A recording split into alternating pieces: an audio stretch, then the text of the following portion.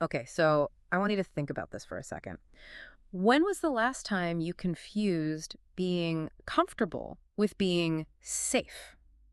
Hmm. I mean, really sit with that. Because we use those words, pretty much interchangeably. You find yourself saying, oh, I'm comfortable in this job or I'm comfortable in this relationship. Right. And what you're really saying, I think subconsciously, is I'm safe here. Nothing bad is happening. The boat isn't rocking. It's the default setting for almost everyone. It's evolutionary, really. We're built to seek the path of least resistance. Yeah. But if you look at it from, I don't know, an engineering perspective or even a biological one, comfort and safety are actually kind of opposing forces. Yes. Well, comfort is about stasis. Yeah. It's minimizing friction. It's soft. But safety, I mean, real structural safety, that's about integrity. It's about being able to withstand stress and adapt. As much about avoiding stress, it's about being able to handle it. Exactly. You could be comfortable in a house with a totally rotting foundation just because the couch is soft, but you're definitely not safe. And that specific distinction, comfort versus safety, that is the big headline for this deep dive. We're looking at the week of February 2nd to February 8th, 2026. Mm-hmm. And based on the materials we've looked at, if I had to name the vibe for this week, I think I'd call it the week of the leak. The week of the leak. I like that. It sounds a little ominous, like a plumbing emergency. A little bit. But it's actually incredibly practical, maybe even transformative. It is. And we have two really interesting sources to unpack that get us there. First up, we've got the astrological forecast from Tarot by High C, which paints a picture of a week that is, well, let's just say it's active. Very active. And then we have this amazing companion narrative, a piece of speculative fiction called The MENDERS of Stability, which feels like the perfect parable for what the planets are doing.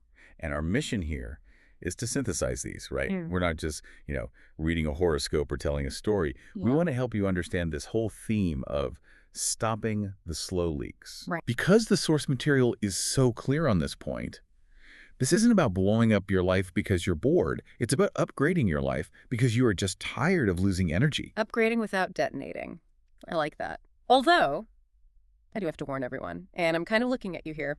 The astrology notes explicitly mention something called a demon star. Ah, yes. So, are we absolutely sure there's no detonation involved?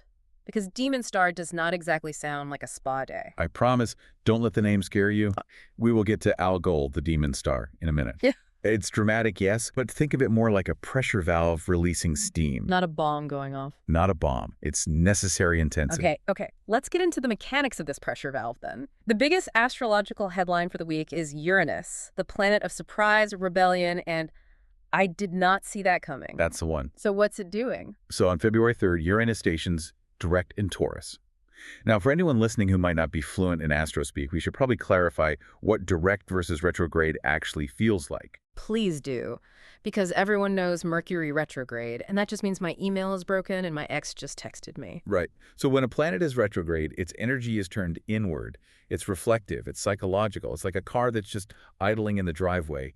The engine is running. The potential is all there, but you're not actually going anywhere. And Uranus has been retrograde since last September.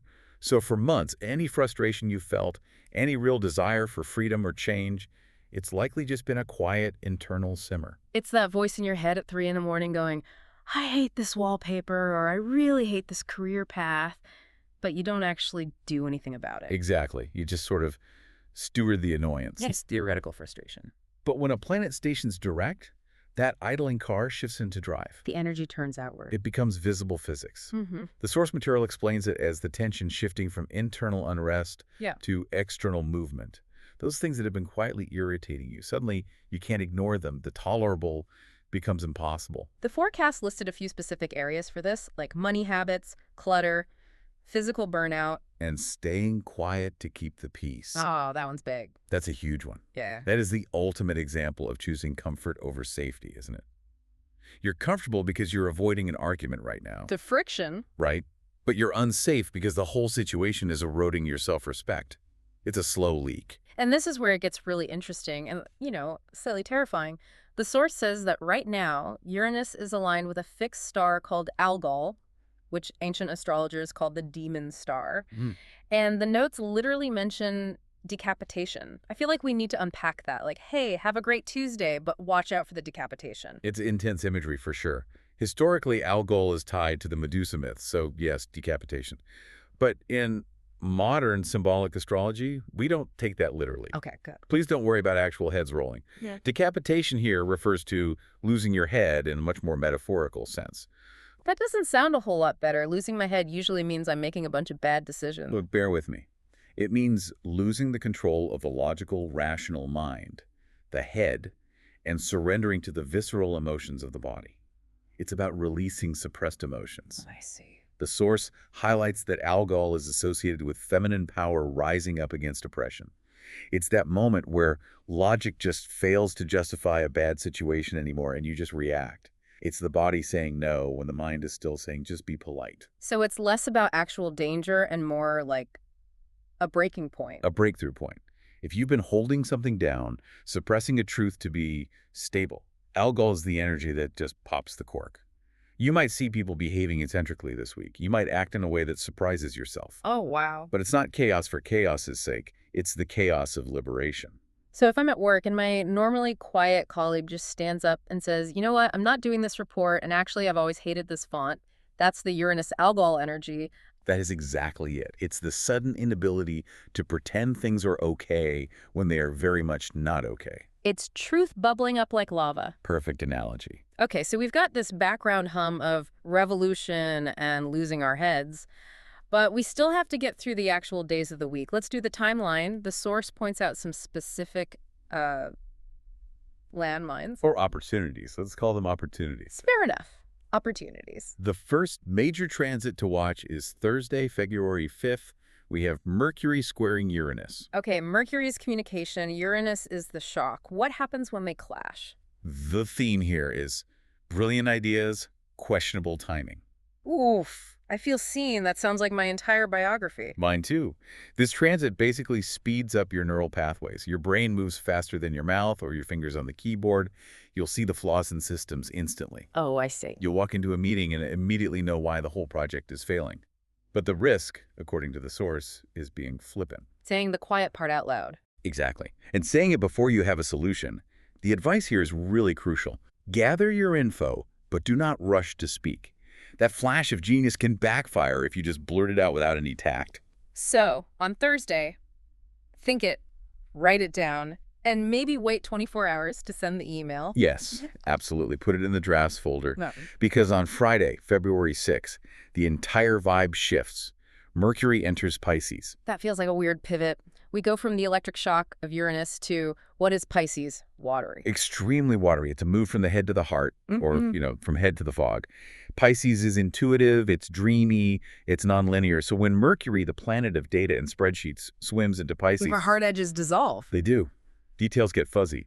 The source explicitly says the mind stops controlling the narrative, which sounds lovely for a spa day, but it's terrible for a legal contract. Terrible for a spreadsheet. Oh, absolutely. For our listeners who live by their Google Calendar, Friday might be frustrating.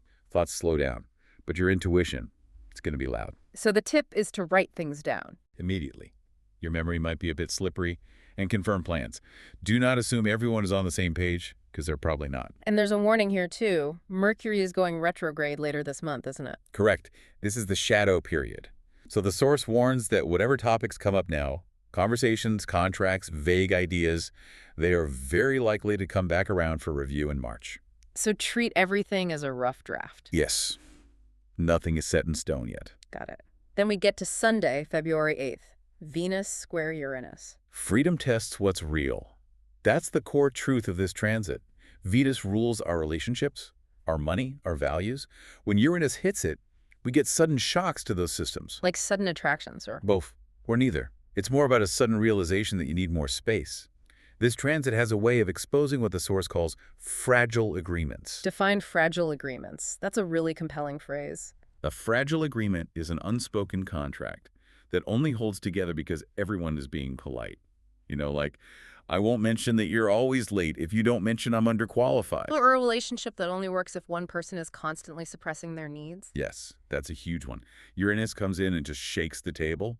If the structure is sound, it wobbles. If it's fragile, it snaps. So strong alliances will adapt, but the shaky ones are in real trouble. Exactly. It's a test of flexibility. It really feels like the whole week is pushing us toward this concept of the leak. You know, these places in our lives where we're losing vitality, but we've been too comfortable to even notice. Which brings us perfectly to the other source, the Menders of stability. I love the story. It just takes all these abstract astrological ideas and puts them into a world you can actually visualize. It helps to see it played out. Okay, let's set the scene. The story is set in this city called Solae, and Solae sounds, honestly, it sounds great at first. The streets glow, the buildings hum at a frequency designed for rest. And every citizen wears a device behind their ear that whispers reassurances whenever they feel anxiety. Right. It's the ultimate comfort civilization. It's a utopia of emotional regulation. Imagine feeling a little worry about your job, and a soft voice immediately goes, "It is well. You are safe." No one ever falls too far, but no one ever climbs too high either. They call it stability. But the elders, the ones who remember the old world, they call it the leak. Such a powerful image because the city isn't broken. There are no riots, no poverty, but it's tired. Yeah. The protagonist, Nala, she's a systems weaver. She listens to the infrastructure, and she realizes that the solar trees that power the city are actually bending inward to conserve energy. The whole city is slowly dying in its sleep. And she has this dream, a calabash vessel that's glowing but has these tiny, tiny cracks. And a voice says to her, and this is the line that just stopped me, "Comfort is not the same as safety. What keeps you still is not what keeps you alive." That's the whole thesis statement for this entire deep dive right there. It is. Solae had confused sedation with peace. When Nala goes to the council, they're called the anchors. They just dismiss her. They say the metrics are calm. Which is so relatable, isn't it? Revenue is flat, no one is quitting, so everything is fine. Meanwhile, everyone is burning out in silence. Exactly. Calm can be a symptom of stagnation. If you're not growing, you're dying, just very, very slowly. So Nala decides to act. But, and this connects right back to the astrology, she doesn't blow up the council. She doesn't start a violent revolution. No. She enters what the story calls the Mender's way. She upgrades. She starts small. She unplugs her own reassurance device. She raises her prices. She rests when she's tired, not when the schedule says she can. These sound like such small things. I raised my prices. I took a nap. But in a system designed for constant low-level extraction, reclaiming your energy is a radical act. It's the most disruptive thing she could possibly do. It is. She reclaims her autonomy. And then the glitch happens. Because she changes her own frequency, the whole system hiccups. For 30 seconds, the entire city's reassurance network goes offline. And this is the crucial part. Instead of panic, people felt clarity. That's the Uranus direct moment of the story. The external noise stopped, and the internal truth became audible. The story says the city didn't fall, it matured. It shifted from extraction to circulation. And that's what we're aiming for this week, moving from just extracting our own energy to survive to circulating it so we can thrive. We want to stop the leak. So we'll connect the dots. Nala's small upgrades, the napping, the boundaries, the unplugging. That's exactly what the astrological forecast is asking us to do with this Uranus energy. Yes, the source text explicitly says small changes matter more than dramatic gestures. We always think change has to be this huge, dramatic movie scene. Quitting the job in a blaze of glory. Right. But usually real, sustainable change is just setting a boundary on a Sunday afternoon. Or looking at your bank account and finally admitting you're undercharging. And there's a time pressure here, isn't there? We're not just in any random week. The forecast mentioned we've entered eclipse season. We have first eclipse season of 2026.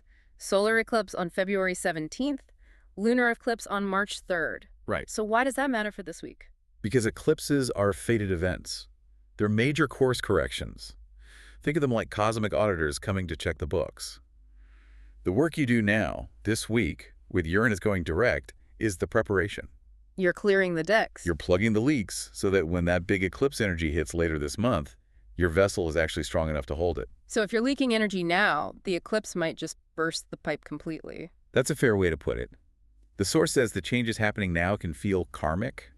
We're in the prep phase, identifying the weak points. The source specifically points to financial and energy leaks. It says this week is about finding where you're undercharging, overgiving, or staying silent. Think about that leak metaphor again. A leak doesn't look dangerous day to day. It's just a drop, drip, drip. But over a year, you've lost the notion. Wow. This week, with that Uranus influence, you're finally going to hear the dripping. And it's going to be so annoying that you finally get up and fix it. And fixing it doesn't mean burning the whole house down. It just means getting a wrench. No, As the story says, progress is not the fire that burns the house, it is the hand that fixes the roof. I love that visual. It feels so much more sustainable than the burn it all down thing we see everywhere online. It feels more adult. It requires more maturity, though, doesn't it? Yeah. It's easier to burn a bridge than it is to repair one. It's easier to storm out than to negotiate a fairer contract. Mm-hmm. The astrology this week is asking for that mature innovation. The question is, how can I make this sustainable? Not, how can I escape? So if we boil this all down, this is a week for honesty, a week for flexibility, and a week for checking your structural integrity before the heavy weather of the eclipses rolls in. All right, and don't be afraid if things feel a bit wobbly or if people are acting strange. That's just the stiffness leaving the system. That's the city of a Solae waking up. And watch out for Thursday. Don't say the first thing that pops into your head. Yes. Filter, filter, filter on Thursday. Write it in the Notes app first. Save it for Sunday. Before we wrap up, I just want to leave you with one final thought to mull over. We talked about Solae and those devices whispering reassurances to keep everyone comfortable. We don't have those. Or do we? Oh, we definitely have our equivalents. We carry them around in our pockets. So here's the question. If you unplugged your own reassurance device, whether that's scrolling just to numb out, or that one glass of wine every night, or just the habit of saying, I'm fine when you're not, what truth would you suddenly hear loud and clear? That's the question. And whatever that answer is, that's your leak. Go fix the roof. Thanks for diving in with us.